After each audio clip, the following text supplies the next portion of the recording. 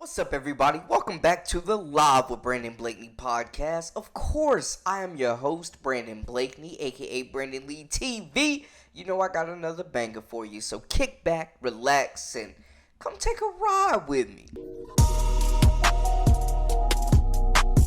You are now locked into the Live with Brandon Blakeney podcast. Here is your host, Brandon Blakeney. We got the news about the expansion draft and more updates on the Valkyries out here, man. The Golden State Valkyries, who are going to be debuting this season, a new expansion WNBA team. We learned how many players can be protected. We learned when this team will kick off, when the expansion draft will be, how they will build their roster. And it's exciting times, man, as they become another edition of expansion for the WNBA. Now, most elite players will be protected, but I want to talk about three names that I think the Valkyries should absolutely target without a doubt. But before we dive into the players, man, let's just get a little update and background information.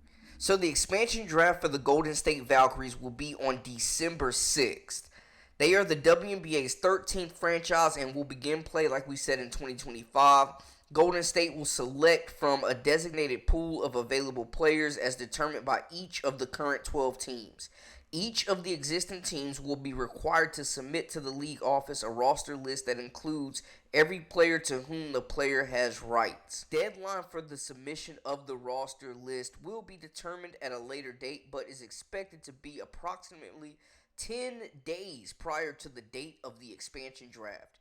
Each team's submitted roster list will be required to designate a maximum of 6 protected players who will not be available for the selection in the expansion draft.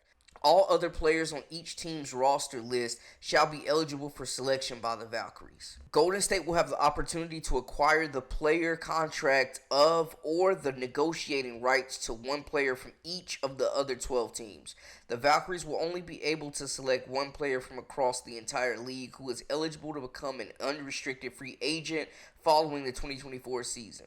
Between the time that the roster lists are submitted and a designated time on the day before the expansion draft, Golden State will be permitted to make trades with existing teams. You can only protect 6. And one big thing about that whole thing that I just read that stuck out was that they can pursue unrestricted free agents. What brings me to my number one player, Kelsey freaking Mitchell. She is ready to lead her own team. And I will say this. Now, the thing that we gotta look at is, one, she would have to be a little wild to leave the situation she's in. I get that. With the Indiana Fever, playing with the league's best point guard, getting all the shots she wants. The Indiana Fever can give her the most money with the Super Max. She's in a winning culture finally. She's only known this franchise for her whole career.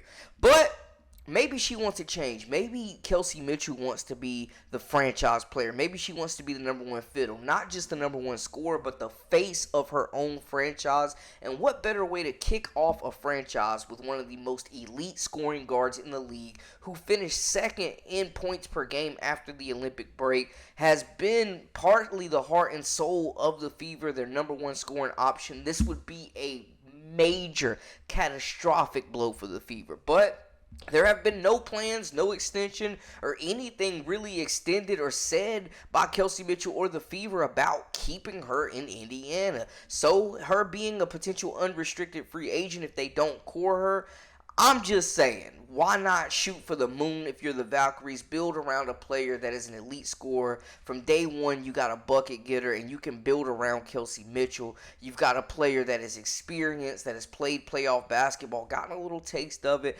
but that can provide that number one franchise player from you for day one. You can build around Kelsey Mitchell. She's shown that she can be a team player. She's shown that she can score with the league's best, but she can also be a legitimate playmaker when she actually looks to get teammates involved. But you cannot replace buckets. You know, that's just something that is, like I said, irreplaceable, man. But to have a piece like Kelsey Mitchell for you to build around would be a magnificent start and building block. I think it's probably unlikely, but maybe Kelsey Mitchell wants her own team. Maybe she wants to go out to the Bay. Maybe she wants to go out there. She's gonna get paid regardless, but maybe she is tired of being in Caitlin's shadow. Just saying, something else out there.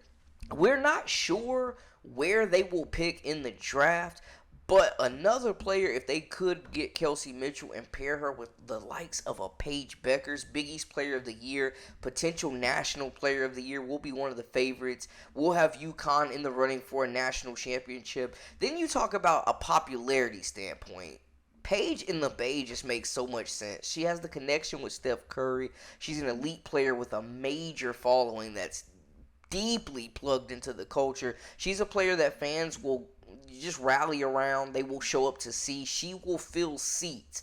And, that's the name of the game, man. We've seen the difference that Caitlin has made for the Indiana Fever in year one. If they could land a Paige Beckers, who I know you might not want to bank your franchise on someone that has had 2 season-ending injuries. I get that. That health has been shaky in the past. But we saw in her freshman year, she's a full-blown superstar. We saw this past year that she is a straight dog. She has that resiliency. She will not give up. She was one of the comeback stories of the year, and I think she will have a very smooth transition into the WNBA, if I'm being honest. Her poise, her decision-making, her efficiency. There are no wasted dribbles. There are no wasted movements.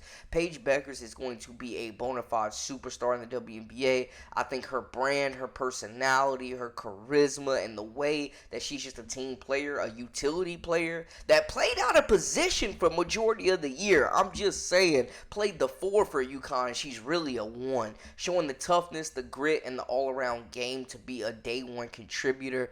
You're lucky if you get your hands on her. She's probably going to go first, at least no later than second in the draft. So I don't know if the Valkyries will actually get a chance to draft her. But if you're going to start a new franchise and want a face to build it around, a young player with a big following, big game, and big personality, Paige Beckers, look no further. Rounding out the list, I think, is another unsung hero who probably won't be protected in the top 6 for her team, the Las Vegas Aces, and that's Kate Martin, a former teammate of Caitlin Clark, a really big personality, has really come out of her shell, big following, you know what I'm saying? She's not like out there like that, but Kate got personality. She's got a big following. She had a top 5 jersey. She was top 5 in jersey sales this year in the WNBA, bro. So it just shows you the type of branding, marketing that she could bring. She's an unsung hero. She's that underdog that we all want to root for. If they were able to get a Kate Martin, scrappy role player that's probably not going to be protected, she's probably honestly the most likely to go to the Valkyries if they're going to choose anybody. Like, if we could pick one out of the 3 who's the most likely, I'd probably go with Kate Martin. But she turned into a superstar in the NCAA tournament playing alongside Caitlin. Wasn't even expected to hear her name called in the draft, y'all. And just showed up to support her teammate Caitlin. Not only got drafted, but drafted by the 2-time defending champions and carved a role out. Now, we've seen her minutes dwindle, but I think she is still a quality player in this league with her shooting, with her defense, with her high IQ, which Coach Becky Hammond has really praised her about. She's one of those glue players, one of those players that is going to make winning plays and, be a leader in the locker room, and you can establish a culture around her. So I think that's one player they definitely should look at. There are some others, that'll be free agents. Sabali, Melissa Smith is probably on their radar. Like, there's some other players, but these were 3 where I think, Kate Martin, don't sleep on her. Unsung hero. You talk about fans rallying around a player. She will be beloved in any city she's in. So I think it'll be interesting to see how this whole draft takes place, and we'll continue to keep y'all updated. But those were just 3 players I wanted to look at that I think the Valkyries should absolutely target, make a play for, and, could eventually maybe get all 3 of them and launch this franchise off in style in year 1. But y'all let me know how y'all feel in the comments, other players that they should target, how y'all are feeling about the expansion. Let me know. That's a wrap for us. For all the latest and the greatest, I am Brandon Blakeney, a.k.a. Brandon Lee TV. Till next time, we out.